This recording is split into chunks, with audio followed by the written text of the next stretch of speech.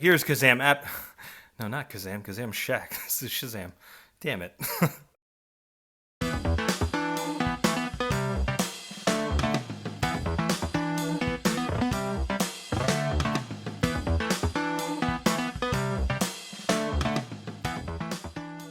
Hey, what's happening, YouTubers? Back with the brand new action figure review and a first look because I haven't seen anyone post this yet. But today I just got this in the mail. We have the brand new McFarlane Toys DC Multiverse Shazam based on his appearance in the upcoming movie Shazam Fury of the Gods.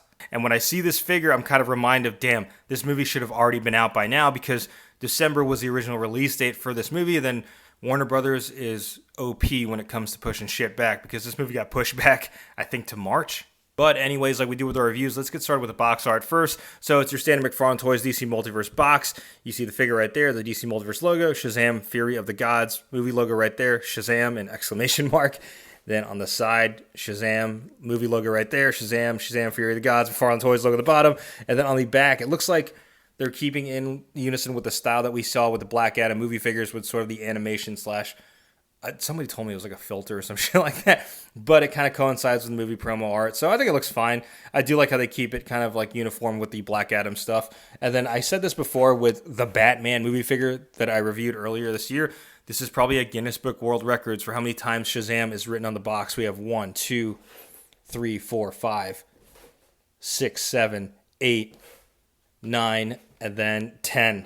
Jesus, 10 times. All right, anyways, enough about the box art. Let's go and get Shazam out of the box. Yo, real quick, before I actually take this out of the clamshell, I don't know if they listen to my reviews or what. Probably not, because I'm a small channel, but this is a figure that's supposed to come out next year, and it looks like they're listening to the feedback when it comes to those plastic like wires that keep these things in the figure, because you don't need it on every aspect of the figure, like the legs, the waist, and all that crap, because that's what the clamshell is supposed to do. So kudos to McFarlane Toys. It looks like they're not using those plastic ties in there anymore, which is good for the collector. All right, here's Shazam out of the box. Let's take a look at his accessories first. So just like all McFarlane Toys figures, he comes with a DC base plate. Then he comes with these lightning accessories, which I like. They're not as chunky as the ones we've seen before with Black Adam. So these basically just go around his wrist or his arm. So he does come with 2 sets of hands. He kind of has like these open hand ones. Then he comes with a set of fisted hands.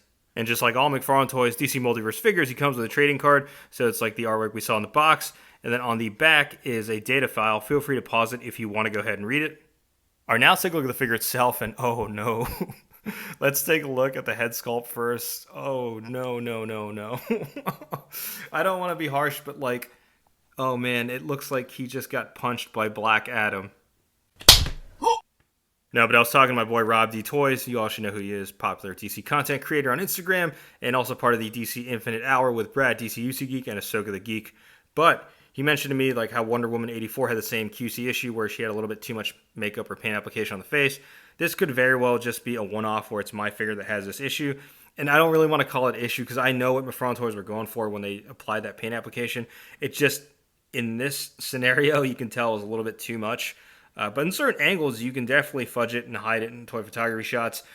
But with that out of the way, because I had to point that out, he just looked like he got rocked by Black Adam. Nevertheless, though, the head sculpt does look good. The sculpting work is fantastic. I think the likeness is definitely there to Zach Levy. Let me know what you think in the comments below. I think they did a fantastic job sculpting the eyes, the hair sculpt as well. I think it looks fairly good. And I just want to do a quick side-by-side comparison because I am going to work on a comparison video comparing this figure to the Mattel version that came out in 2019. And, you know, this Mattel figure still holds up. It's pretty nice, but I still think the sculpting work, if you can look past that, you know, paint application on the face, the sculpting work, the likeness to Zach Levy is probably better on the McFarlane Toys one. Let me know what you think in the comments below. That same level of attention to detail to sculpt work on the head, despite the paint application, applies to the rest of the body as well. Like, I love the texturing of the suit, so it kind of, like I've said this before in my previous reviews of McFarlane Toys figures, you're probably going to get tired of hearing it. Play a drinking game if you have. But the way they're able to sculpt the texture on the suits almost resembles a sort of like a soft goods or fabric texture. So I think that's one of their strong points in their line that they've been doing so far was able to sculpt these suits while making it look like it's a fabric pulled straight from the screen. But yeah, they did a fantastic job with this. And again, I got to give them kudos and credit where credit is due. Sculpting those ball joints so they don't actually look like ball joints anymore. It just looks like one consistent piece that it goes seamlessly with the body on the ankles and on the wrist as well. Like, they've done a good job with that, especially on the ankles. Take a look at his emblem. It does look a little small, but when looking at the source material for Fury of the Gods, it is kind of smaller than what it was in the first movie.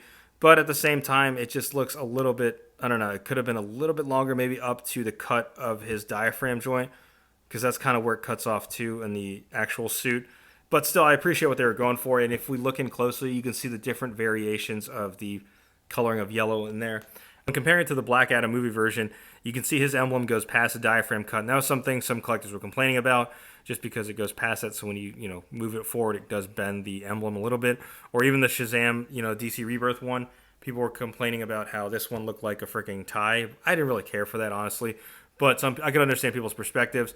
This one, they're sort of correcting that. Or not correcting it, they're kind of like making adjustments. But for this one, I still think it could have been lowered just a little bit up to the diaphragm joint. But it still looks good nonetheless. Now we'll take a look at articulations. Your standard McFarlane toys, 22 moving parts or 22 points of articulation. So his head can move from side to side. And it can look up. Not bad. Look down. Decent amount. It has the faux butterfly joint in there. So then there's also a shoulder cut and a bicep swivel as well. Has double jointed elbows. And I gotta say, the cuts are looking way better than the previous version, so they're definitely improving the aesthetics of the figure. So you gotta give McFarlane Toys credit for that. There is a diaphragm joint. Let's see how well this one goes. Okay, that's not bad. So it goes back. Fucking skydiving poses still. But it still goes back a far amount. But going forward, it's not that bad. There is a ball joint at the hip, so that should help it crunch a little bit. Not really. It has the diaper piece right there, so it allows the leg to kick out as far as you can, like that. And, of course, the double jointed knees, which, again, shout outs to McFarlane Toys. They are improving the cuts on their figures. Like, it doesn't look like a chunky piece staying out there anymore. So it looks good. And then, of course, has the ankle ball joint, so it can move from side to side. There is ankle pivot and also toe articulation as well. Right now, it's going to jump right into size comparisons. And first size comparison, here's Shazam standing next to a couple other McFarlane Toys DC Multiverse figures. In the live-action DCEU, we have Black Adam on the left and the Target-exclusive Superman from the Snyder Cut Justice League. Now, in terms of scaling, I said this on the live stream the other day. I feel like McFarlane Toys has made leaps and bounds improvement on the line. I think the next thing to tackle is the scaling issue. Sure, this one was released in 2021 when, scaling was still all over the place. Black Adam kind of ran into the same issues. It's just, I checked the heights. Henry Cavill is supposed to be the shortest one out of the three of them. Rock is 6'5", Zach Levy is 6'3", and Henry Cavill is 6'1". So I think at some point, whenever Henry Cavill and The Rock meet again, or if they do another Man of Steel movie, I think McFarlane Toys should address a little bit more so on the scaling aspects of these figures, because they're great sculpting-wise, in my opinion, and you've heard me praise them all year long, and they fix the issues with the ball joints. I think the next thing to sort of address in terms of the feedback and, constructive feedback, I think is the scaling, because I think these things look great together. It just would be nice if there's some consistency with scaling. The next size comparison here, Shazam standing next to his comic counterparts from McFarlane Toys DC Multiverse line. We have the DC Rebirth on the left and King Shazam on the right. And just for some transparency, I'm not going to do a head swap between these two figures. And some of y'all be wild out there with some of these head swaps y'all do in your videos. You put in the freaking thumbnails like head swaps, and it's the stupidest head swaps I've seen that make no sense.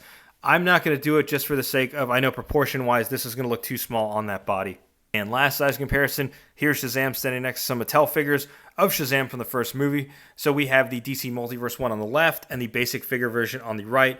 And what I always found interesting about these two figures is I always thought the basic figure looked more like Shazam in terms of like perspective of the physique as opposed to the DC Multiverse one. I always felt like this one was a little too scrawny. Even though this looks nice aesthetically in terms of pinless joints and all that, I always felt like the basic figure had more of his physique down than the Multiverse version. But which version do you prefer? His rendition in Fury of the Gods or the first movie? I do like this one better, although I wish this still had the hood on his cape like these two did. All right, some overall thoughts on the figures. I really like it.